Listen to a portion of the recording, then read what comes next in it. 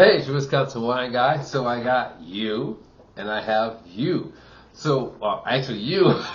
So I'm gonna do double duty here as usual, as normal. Oh my God, I'm so sad that this is the last part of Merlot month 2023 for October. And as with all the Merlot reviews, I've always shared a food pairing with the Merlot. And this is going to be no different. So you can see here that I did the review for St. Francis 2018 Merlot out of Sonoma. I can't tell you what it tastes like. I can't tell you how I graded it with the infamous thumb rating system. You're going to have to watch the video to find that out. However, we are at the Merlot and food pairing portion. This is the last of the month, and I'm so sad. But it doesn't mean that I will not sample some Merlots over the course of the year and share those with you as well. But this month was primarily focused all on Merlot. So here's what we have today. I thought, you know what? Here's the thing, Wisconsin wine guy. Everyone doesn't make food from scratch like you do.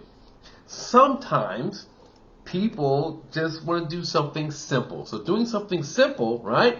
What can we do? So here's what I have for you when I thought about it. I have a deconstructed sandwich for you. Here is a sourdough garlic loaf bread with some spinach and beet greens, a pitch smoked turkey, deli meat, with horseradish white cheese, and a mayonnaise. Very simple sandwich with low sodium cheese, mixed nuts. So I have blueberries, walnuts, almonds, pecans. Very simple, right? And I have over here a pizza that I purchased. I didn't make this pizza. Frozen pizza purchased at Aldi's. In some areas it may be a, what is that other store? Trader Joe's. So Trader Joe's or Aldi's if you have that. This is one of their brand specialty select. This is a fig and goat cheese pizza with red onions and a very light touch of tomato sauce. So it's going to be very interesting. Let's see how this Merlot from St. Francis 2018 is going to go with these foods. I'm going to do the pizza last. I'm making the pizza have a little bit more flavor to it than the rest of these items. So here we go. First, let's give ourselves a rinse on the palate with the wine itself.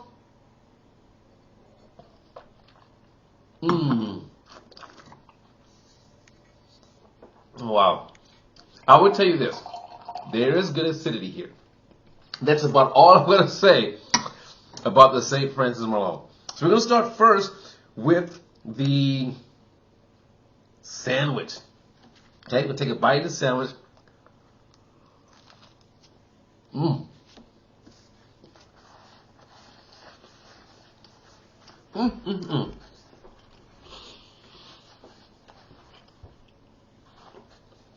You definitely pick up the smokiness from the turkey.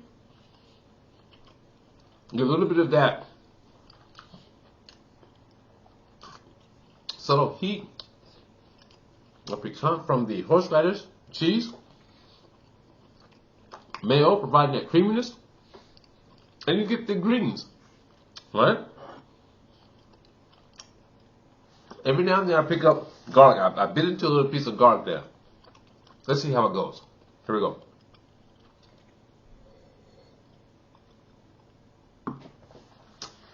Oh! I get so excited when a wine and a food pairing works. I'm going to talk about it in a minute here. But I just get so excited. I like to step outside the box. Most people would taste this wine and probably say, oh my God, it'd be great with a good steak or a good burger off the grill. I do different things with my wine, not the typical. I didn't have any idea how this was going to go together, but I thought it went great together. I'm going to get another bite and talk about it.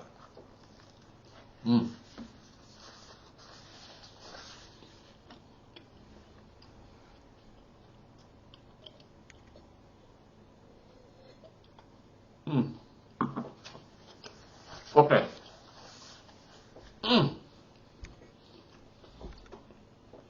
First protein, acidity.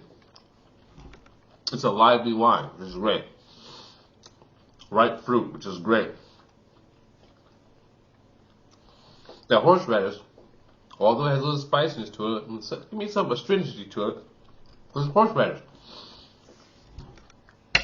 I thought that in the wine and these ingredients did great together. In fact, it picked up, because of the greens here, it picked up some of the herbaceous qualities from the wine. The acidity worked great with the creaminess of the cheese, the mayo. Nothing is overpowering, competing. The smokiness of the meat picked up some of that toastiness from the oak here. I mean, it was just great. In fact, we kind of changed the fruity characteristics of the wine a little bit from cherry to cranberry for me. I said that in the review. So it changed it from cherry to cranberry to me. The spices from the cedar, from the oak, picks up more with that layer of fruit. It's just right there to just really bind everything together. It did great. This very simple sandwich. Who'd have thought? Let's have wine with a sandwich. Well, you know what? In most parts of the world, they do have wine with simple sandwiches. We just don't do it here. We think every red wine needs to go with a steak. That was great. Now for our low sodium Lay's potato chips. Simple Lay's potato chips. When you have a sandwich, you can have chips. You may have carrots. Snack food, right? Why is snack food? Here we go. Oh. Now, honestly, I had no idea what would happen here. With potato chips. Low sodium. And there's a lot of salt there. The more salt, who knows what would happen. But in this case,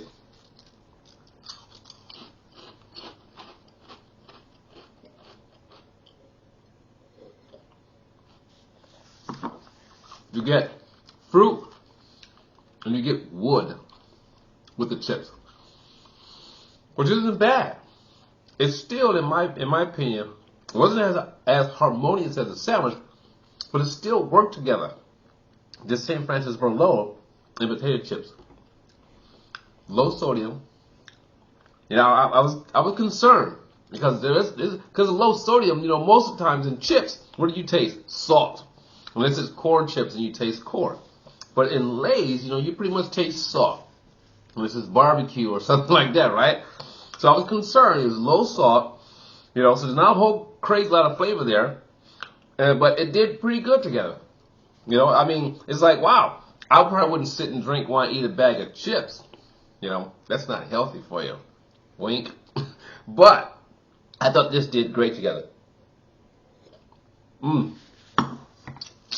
fact, it brought out also more of those plum notes.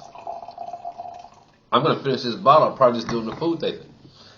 Now for the mixed nuts. Pecans, almonds, walnuts, and blueberries. Dried blueberries. See that? Dried blueberries. Let's see how that goes. Again, I try to encourage people with wine and food pairing, step outside the box, try something new, try something different. Don't do the typical. You'll be surprised at what you may discover. Surprise your friends by doing something completely different. So I'm going to have a walnut. I'm going to have an almond. I'm going to have a pecan. And I'm going to have 2 dried cranberries. All right, so I have, you know, walnuts can be, the nuts can be considered a protein, something meaty, something fleshy. My blueberries, dried blueberries, and these aren't like, you know, look at that. These aren't like so dried that they're like rocks. These are soft dried blueberries. So you can have a lot of flavor there. It's not so concentrated, so dry that it's just like rocks. This has some squish to it. So we have a lot of flavor there. So that means also the sweetness is concentrated, but you're going to taste it. It's going to have some juiciness to it. I'm going to put all this in my mouth and taste it. Mmm.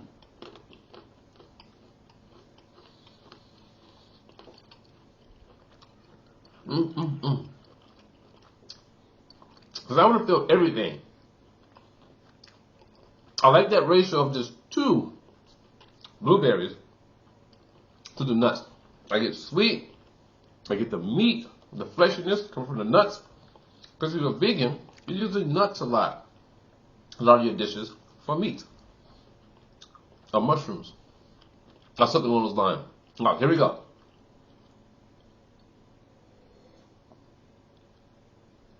Oh, and shall I mention, there's no salt in this mix either. So, I'm going to tell you, that did not go together. I like to be honest with my people. That did not go together. In fact, it made the wine a little bitter. Okay? A little more astringent on my palate. Could be because you have the nuts, then you have the sweetness from the blueberries, and it probably was a little bit too sweet for the wine. This is a dry wine. So that didn't go well together. But when you're eating nuts and blueberries, you know, with your snack tray, you're kind of blending all those things, the meats and that's all that together, right? It's an afterthought when it comes to the nuts and the berries, the dried fruit. But what if I were to take a bite of my sandwich, a blueberry, an almond, a walnut, and a pecan. 2 blueberries. And let's see what happens.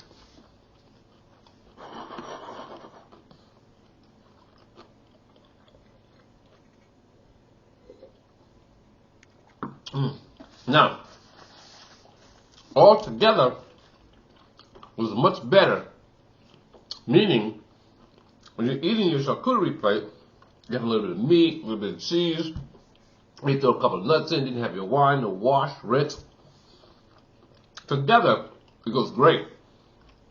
I can taste the wine, the blueberry, the nuts, the smoked turkey, the garlic. There's a whole different feeling that way. This is what makes wine and food pairing fun. And believe it or not, nuts won't go in every wine.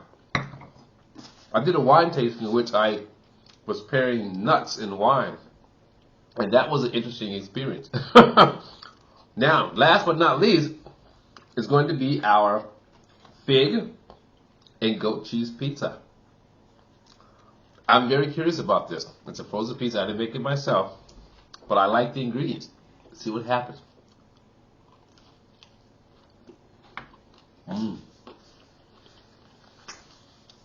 That tastes pretty good. The bread is like a flatbread. More goat cheese and fig, salted tomato, bread. Here we go.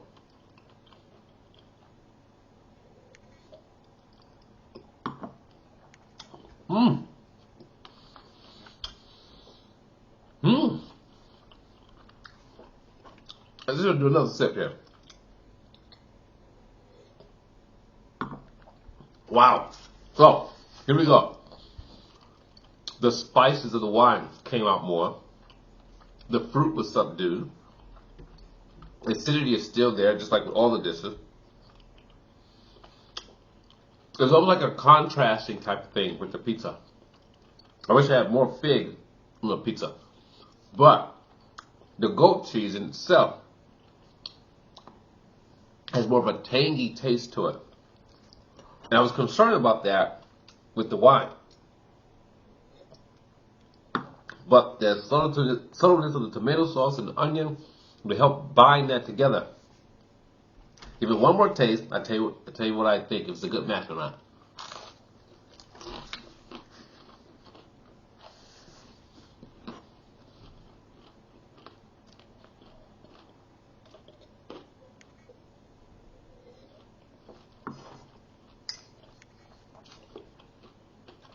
Okay. In this case, Those taste kind of minty. In this case, the contrast is not a perfect match or a perfect contrast, but